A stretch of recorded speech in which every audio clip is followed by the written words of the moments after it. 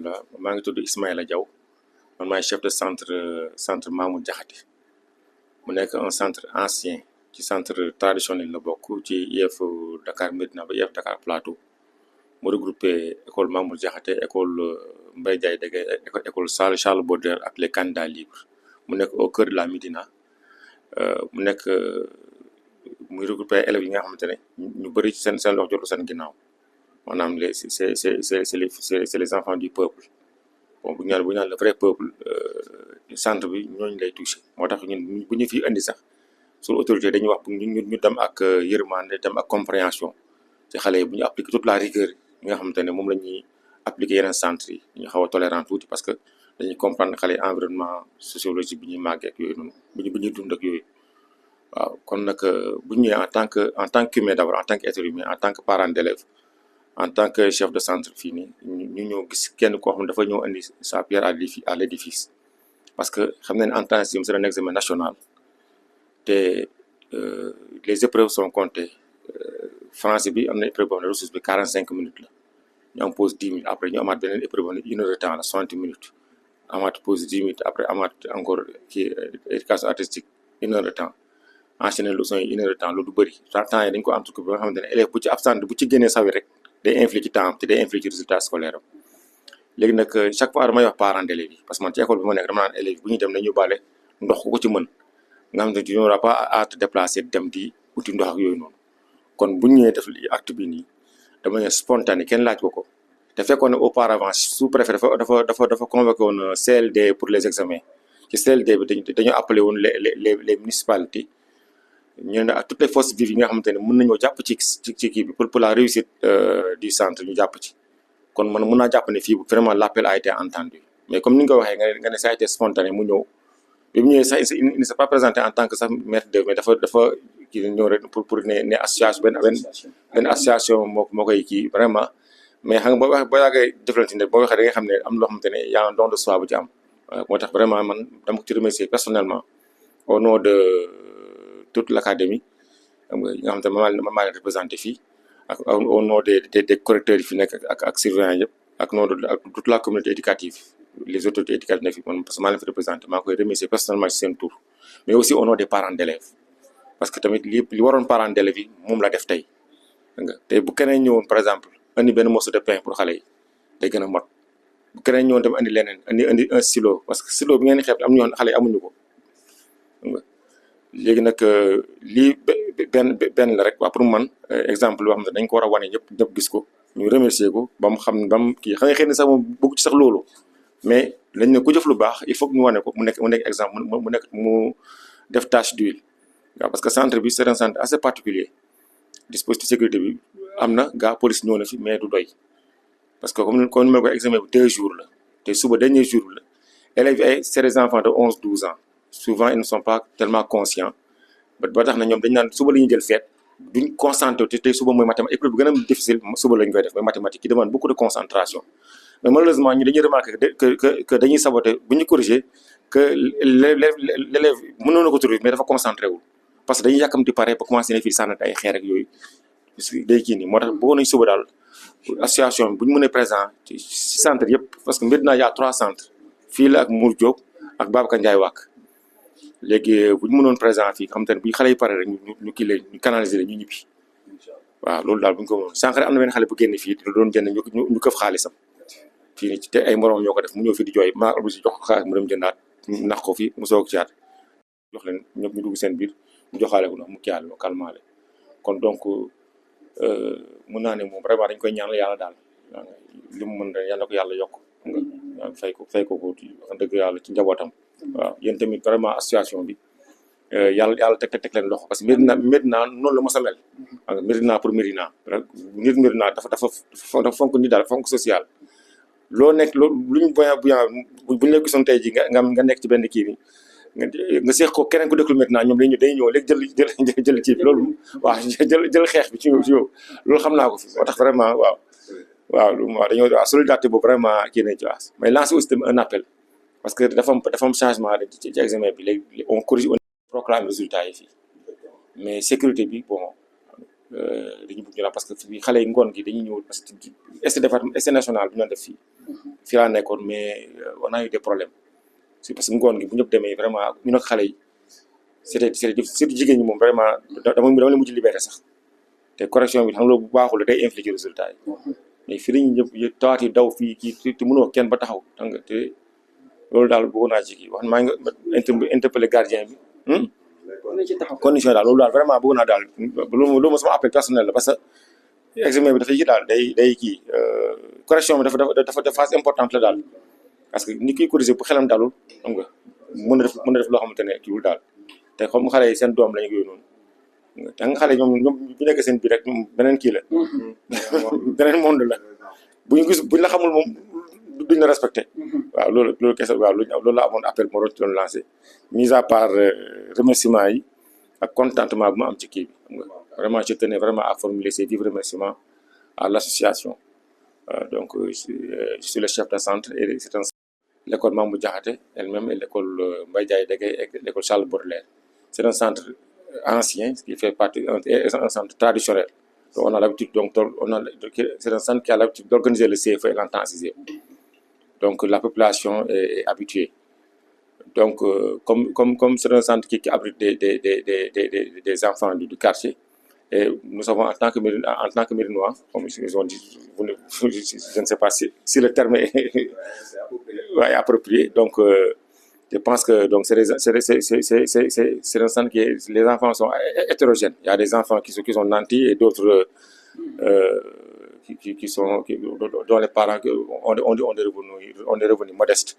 Mais ici, donc, dès qu'ils franchissent le seuil de la porte, si cette étiquette-là sort, donc tout le monde est candidat. Donc on les met tous sur le même pied. Donc, voilà. Donc ce qui fait que si quelqu'un vient en appoint pour apporter de l'eau, donc c'est pas n'importe quelle eau, donc c'est une eau en bouteille, n'est-ce pas, qui peut être sécurisée. Donc cela va éviter aux élèves les déplacements intempestifs pour aller aux toilettes ou bien sortir pour chercher de l'eau, parce qu'il n'y a pas de boutique ici. Et les boutiques, les quelques commerces qui sont là sont assez éloignés. Et cela peut occasionner, soit des accidents, deux, soit des retards, n'est-ce pas, et des retards donc, qui auront un impact négatif sur son résultat. Et ce qui fait que donc l'association, ce qu'elle a fait aujourd'hui, nous va droit au cœur. Et en tant que chef de centre, donc au nom de toute l'équipe pédagogique qui est là, des correcteurs et toutes les autres de l'académie, donc je tiens à adresser mes vifs remerciements au nom de tous ces autres-là qui nous suivent derrière. Pour dire que donc vraiment, cela nous va droit au cœur. Et dans les PV, donc on n'oubliera pas de les mentionner pour que cet exemple soit tâche d'huile au niveau du Sénégal. Donc soyez-en vraiment rassurés. Donc les packs d'eau que vous avez amenés ici, donc chaque élève a reçu sa bouteille. Et alhamdoulilah rabbil alamin. Donc on lance un appel aussi à tous les Médinois. Donc ils peuvent, donc demain si quelqu'un peut amener un morceau de pain pour les élèves, ou bien des stylos, parce que demain c'est la journée mathématique. Des fois il manque des règles, des compas, et tout ça c'est les enfants de la Médina. Donc vraiment, donc nous tenons vraiment à formuler ces quelques mots-là qui sont insuffisants pour traduire l'émotion que nous ressentons intérieurement. Et merci beaucoup.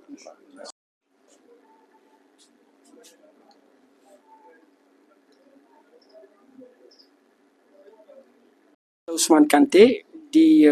président association AKMD, association Xalé Médina de la diaspora et de Dakar. Bi nga xamante ne dafay yëngatu ci lépp loo xamante ne dafa concerner épanouissement xale yi dans les écoles et dans les salles de classe, particulièrement nag les élèves yi nga xamante ne écoles yi nekk dans l'élémentaire et le primaire. Tey jii nag li nga xamante ne moo ñu indi suñu contribution symbolique, parce que xam nañ ne kenn ku ci nekk da nga am bësam. Tey nag bésu xale yi la xale yi dañuy am seen examen national te mooy seen premier examen en tant que apprenant ci li nga xamante ne mooy seen dund fii ci kaw suuf, muy certificat d'études élémentaires bi nga xamante ne tey jii c'est un examen national. Mu concerné aussi ay doomu Médina yoo xamante ne tey jii dañu dëkk ci gox bi, nekk dans différentes écoles yi nga xamante ne dañ nekk ci biir Médina, daje ci centre bii nga xamante ne c'est un centre mythique, c'est un centre très ancien boo xamante ne képp ku nekk écolier wala képp ku nekk enseignant wala éducateur ci biir Dakar wala Sénégal xam nga centre wu bi nga xamante ne tey jii fii dañu ñëw contribution bi nag lu ñu dañ ko indi ak lu ñu bett la parce que ak match démb bi li ci jot a am ak défaite bi ñu am xawoon jaxase tuuti suñu xel meeg suñu yaram ba tey jii yeewu bi ñu yeewu neexul woon mais ba ñu yeewoo rek gis ci information yi ne tey mooy bés bi dañu ne dañu daw lan la ñu war a mën a indi ñu ne nañu indi un appui d'eau parce que durant toute l'année scolaire yuuxu nañ ko jooy nañ ko bari na école yoo xamante ne ci biir Médina duñu am ndoxu robinet wala robinet yi day tëj xale yi buñ ko soxlaa robinet bu tëj nag wala bu amul robinet ci journée boo xamante ne xale yi dañu soxla nekk ci sécurité dañu soxla am une concentration totale dañu soxla am tey jii tous leurs moyens nécessaires pour mën a réussir examen bi nga xamante ne ñu ne nag buñ leen indulee sax ay berndeel nañ leen indil sax kenn ku ci nekk butéelu ndox boo xamante ne dinañ mën a toog ak tàngaay bi nga xamante ne salle de classe yi dina ko tàng mën a def examen en sécurité mën a bañ a perte temps mën a aussi bañ a perte seen concentration ci examen yi parce que xam nañ ne boo génnee ci salle de classe bi génne ci xale bu am 10 ans 11 ans wala 12 ans li mën a fel sa xel bari na ba booy dugg ci classe mën nga nekk ci leneen loolu moom moo doon mbir mi nga xamante ne association xale Médina yi ne ci diaspora bi te ma jiite leen ñu def ko un geste symbolique directeur indi ndox mi ne doomu Médina yi encore du Ousmane Kanté doomu Médina yi nekk ci diaspora bi ak doomu Médina yi nekk ci association bi ci biir Médina ñoom ñoo ko def je parle à leur nom parce que ñun bokk lañu xam solidarité lañu xam partage lañu xam surtout un élan de solidarité moom lañu xam te et puis c'est quelque chose qui est inné ci Ousmane Kanté c'est quelque chose aussi qui est inné ci l'ensemble doomu Médina yi comme ni nga ko waxee léegi profité aussi ne la dégg nañ appel bi bu subaa dinañ ñëw en appui ñëw nekk ci biti ñoo mën a jàppale aussi liggéey bi ngeen di liggéey parce que liggéey bi du rek nekk ci biir joxe épreuve yi corriger épreuve yi il faut aussi un encadrement comme ni nga ko waxee mën a taxawu xale yi ku ci pare examen ñu yóbbu gunge la ba nga génne dem ci sa kër mën leen xale fu ñu nekk dañuy fo te des fois l'enfant mën na am une violence boo xamante ne involontaire boo xamante ne xëy na loolu yëpp mën nañ ko éviter waaye daal directeur ñoo ngi leen di gërëm aussi ci accueil bi ngeen ñu accueillir di leen souhaiter beaucoup de courage nekk ak xale yombul rawatina ci biir Médina bi nga xamante ne façon xale bu ne la ñuy gis mais nag vous êtes des éducateurs yéen la yàlla jagleel métier bu noble boobu donc nattu la mais coono bu neex la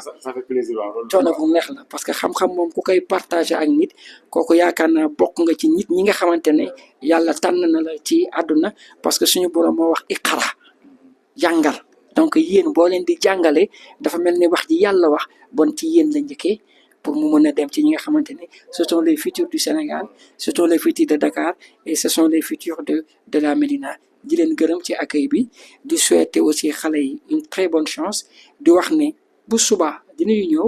en appui bu ko defee jàppale leen ci diñ leen mën a jàppale et puis di leen wax aussi à l'année prochaine incha allah jërë ngeen jëf wasalaam.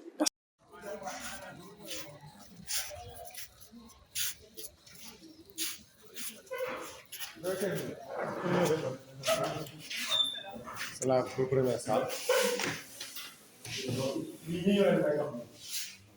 Association Médina association xale Médina de la diaspora de Dakar. ñu ñaanal yàlla ñu bokk ci ñu bokk sur les futurs doomu Sénégal yi nekk ci diaspora bi jàng yi xam-xam ñu jëriñ leen jëriñ seen bopp seen yoon aussi.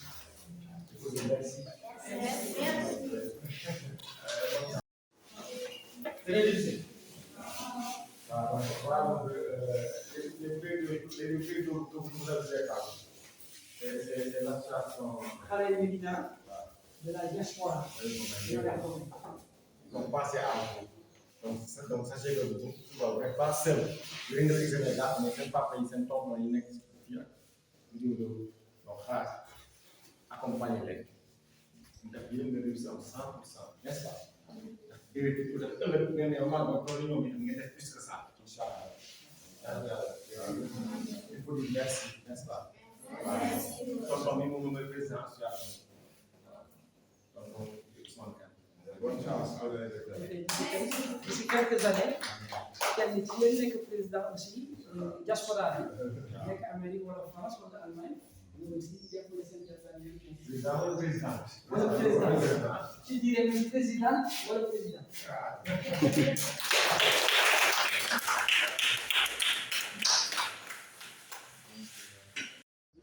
Bon duñ ñëw sax heureusement bu ñu mën tutoyer ci léegi gën a grave aussi. dañ koy bu gën a boobaa fàtte.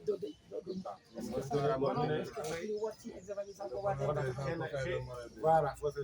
L'éducation est plus importante. Nous ne pensons s'inquiéter si jamais ça allez gagner non xale yi duñu fekk aspect bi sax bon li sax bon tout ba li mo dama am rek confort dem nelaw mo ko